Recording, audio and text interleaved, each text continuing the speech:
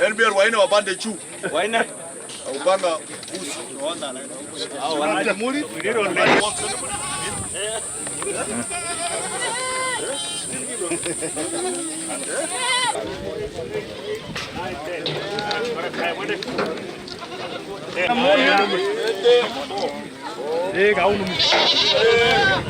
And for this area, we are supposed to give over 950 families will be getting this benefit in Baringo County.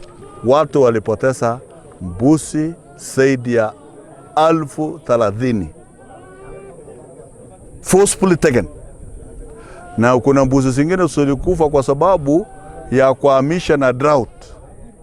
Usalama umerudi. Najua kwamba wakulima wetu wakipata hawa mbuzi itasaidia katika hali ya kuwainua kimaisha, kwa sababu sasa ako na mahali ya kuanzia.